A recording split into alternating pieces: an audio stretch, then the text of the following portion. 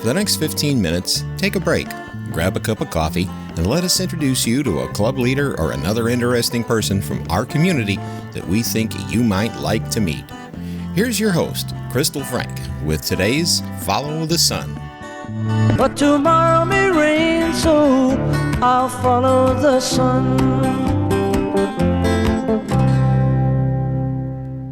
Hi, Sun City Center. This is Crystal, and I'm with Follow the Sun. And because I enjoyed my interview with Jeanne Naish so much our first time around, she's invited back for a second. Hi, Jeanne. Well, hi, Crystal, and I thank you very much. It makes me feel good. You are more than welcome. Well, I can't, I'm a little nosy, and you had so many stories after we were done with the interview that I wanted to ask you, who else did you work with that, we might know in your time of, because you've been with the Pelican Players, you've worked in New York City, you've worked all around the world doing voiceovers and other things. Who did you work with besides Madge, the lady that you did your fingernails? Madge. Yeah. Well, I worked with Donna Michi and Nancy Kelly and Al Jolson. Okay. And that was on the Kate Smith Hour.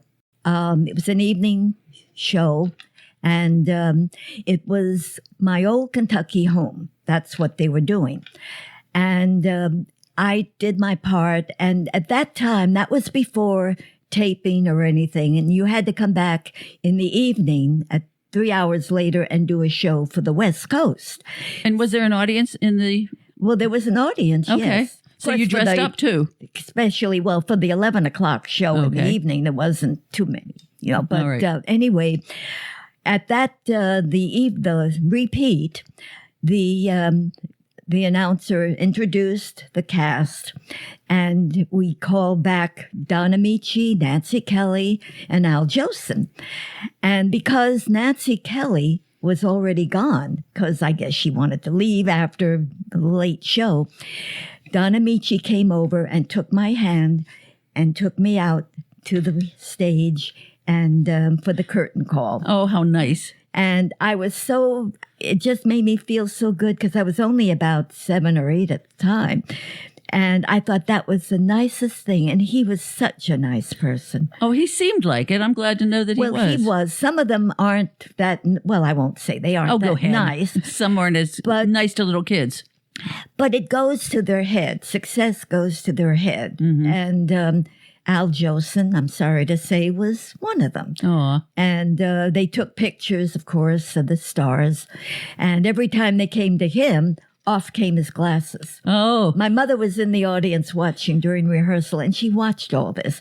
She said every time they took his picture, off came the glasses, because he didn't want his glasses on.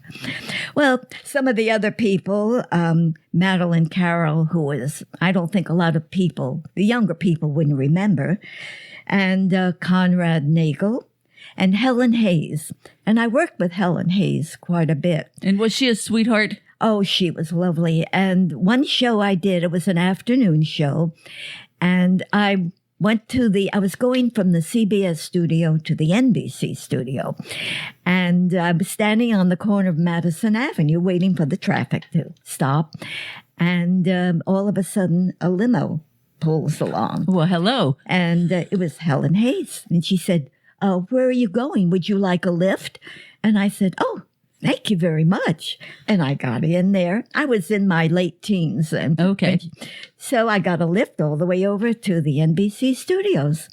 And I thought, gee, that was so nice. That was nice. Oh, I felt really, I was very impressed. And of course, Raymond Massey, he always did Abe Lincoln. Okay. And that was on Cavalcade of America. And Melvin Douglas was another one. I believe that was on Cavalcade of America, too. He was very nice. Most of them I worked with, most of them were very, very nice. And, of course, there was one, Geraldine Fitzgerald and Gregory Peck. Mm-hmm. And that was before Gregory Peck became famous. Became Gregory Peck. Okay. Yeah. And let's see. But what did you work with for him? That was a show I don't remember the name, but it was a Saturday afternoon show, and it was at CBS. And then, of course, Tony Randall and Richard Widmark. Oh, boy. Richard Widmark was on most of the Gangbusters, Counter Spy. He did those things, and that's where I did the show, and he was on it. And Tony Randall, that was when he did Light of the World. That was an afternoon. It was a soap opera, but it was a biblical soap opera. Oh, my goodness. Okay. And I did a commercial for Cheerios. And my line, the announcer said, "It's 10 o'clock," says little Kate. And then I would say, "I'm just too tired to concentrate." And Tony Randall was very friendly. I mean, he was so nice. But there are a whole lot of others, some I can't even think of. But there was one episode, I didn't work with him, but it was Jimmy Durante. And my mother, before I got old enough to go by myself, my mother used to take me all over the place. And we were at recording studios. And my mother was waiting for me out in the lobby.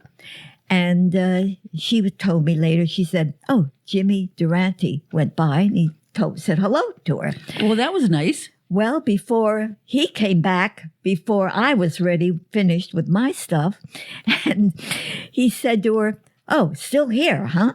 I mean, just little things. He remembered her. Yeah. That's neat. So everybody, I mean, most of the people were very nice. And show business itself, you really have to have a hard constitution. And as I said, how I stayed in it as long as I did, I don't know, because I'm a very emotional person. And there are many times when it sounded like they'd yell at you. And of course, I'd get sort of teary and everything. And one time especially, I was doing The Greatest Story Ever Told. That was on Sundays. And the director didn't like the way I was doing one particular line. What was the line? "But I had to be here." That's now the line? that But I doesn't had to be sound here. like, Okay. but I had to be here. Well, he didn't like the way I was doing it. So he said, "Well, try it a different way." I did. "No, try it another way." So how did you try it? "But I had to be here," or "I had to be here"? I did everything. I did it, but I had to be here. But I had to be here. But I had to. You name it, I did it. Okay. So finally, I got to the point where my emotions were building and I got teary-eyed. And I said, "But I had to be here." And he said, "Do it that way. That's it." Well, it took me to tears before he was satisfied. And then with you're it. a wreck. Then I was a wreck. Yeah. Oh, boy. But show business is hard. It is hard. And for those just tuning in, I've got Jeanne Naish here from the Pelican Players and here on your community radio station, Sun Radio, and we're discussing her career as a person in plays, as a person who did voiceovers, as a person who sang, and just from 3 years old you started. I started when I was 3. And you just explained why you just didn't, go on to the big league, because just how emotional it was on. Well, it was, but I stayed in for quite a while. I was in for over 26 years. Oh, boy. And I said I would never get married till I was ready to put my career second and my marriage first, which I did. But my husband didn't mind if I did anything. He said, "Well, if you work a lot," he said, "I could retire." That never happened. But I did do things overseas. I don't know if I mentioned this earlier, but when I was in Madrid, Spain, I did voiceover. It was what you did the English? I did film dubbing. Okay. And it was Spanish films, and it was dubbed into English. So, I did you had know the Spanish, English. or did you just have the I did script? the English. Okay, but you knew your Spanish mouth- where you had the script in front of you. it was English in front of Okay, me. so you read it. Okay. But your mouth has to be precise with the words on the screen. Oh, man. And I loved it. It was fun. But it's not easy. No. I mean, especially Spanish, their mouth runs a little bit different. It runs than faster. yours. Yeah. Yeah. But I loved it. I did that in New York and I did it in Spain. I did about 5 of them while I lived in Spain. Mm-hmm. Then, of course, when I went to Ecuador with my husband, he was an engineer, I did Mary in Mary, Mary. That was the play by Jean Kerr. Right. And that was a lot of fun. But right near the end, I started on the Friday night, I started getting throat problems. Saturday, my husband got me a spray from the druggist. And every 3 hours, we had the spray. I had hot tea, cough drops. And I just had to time everything so that when I went on stage, that my voice would be all right. I went through the whole play. And this was Saturday. It was the last day of the play. I went through the whole play. Right at the very end, I did my last line. Then I lost my voice. Oh, goodness. Isn't that fun? But I made it to the end. There you go. But right after that, I developed bronchitis. Oh, no. But that wasn't fun. I mean, I was in bed for about 2 or 3 weeks and coughed constantly. And that's not good for your vocal cords. No. They say coughing is the worst.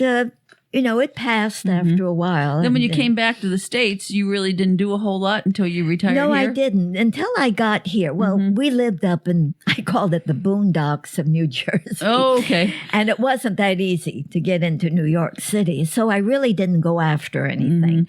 Though we did some plays in the local theater in Ringwood, New Jersey. But when we got down here, I inquired about who was doing their theater or something. Then I found the Pelican Players. And you've been in it for like 20 years now. Yeah. So, I mean, I've enjoyed it. I've done plays, started the Readers Theater.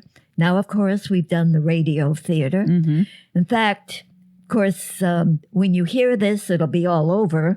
But the Thursday, the 19th, will be the Aldridge Family, which I directed. And I'm recreating the role that I did when I was younger. I was an 11-year-old girl. Okay. Where she goes, Homer, you don't look half bad upside down. So that's just some of the lines, But it's fun. And it's something acting gets into your blood. It does. And you're not happy. Even though I was married. I mean, I loved my husband dearly. But it's like any job you have. I mean, you could be a doctor or whatever, teacher, but you do it because you love it. And I did acting because I loved it. Now, did you do enough, because I'm nosy, did you do enough that it was considered like a part-time job? Well, that was my career. Okay. All right. So you actually, it wasn't just all for fun. That's where I earned my living. I love it. I love it. And you made a lot of money. It was union. And you made money. Good. Of course, now I guess it's much more. Oh, sure. And here you are here in Florida, away from all the big time. But there was one funny thing I have to tell you about. I did a commercial. It was a Rinso commercial. Okay. And I was about maybe 12. And I was supposed to be washing doll dishes. So during the rehearsal, they trying to get suds and everything, and couldn't get the suds from the Rinso. Well, during the airtime, they decided to pour beer into the Rinso stuff so they could get the suds. The frother, well, you put the beer in, you get lots of suds. So Rinso wasn't that quite sudsy. Okay. Well, you know what? Our time is just about up. And I have so enjoyed our time together, both of our interviews. I might have to bring you back for another curtain call. Who knows? Thank you, Crystal. It's been fun. I enjoyed every minute. And it's thank fun you. to recap what you've done. It is, and it's fun to let people know. So we've got a star in our midst here. Oh, I doubt it. Well, thank you for listening. This has been Crystal and Jeanne Naish from the Pelican Players with Follow the Sun. And stay tuned for Your Sun Radio, the community radio station of our stars. Plan to be with us once again next week at the same time as we follow the sun. Only here on your community radio station, Sun Radio, 96.3 FM. But tomorrow may rain, so I'll follow the sun.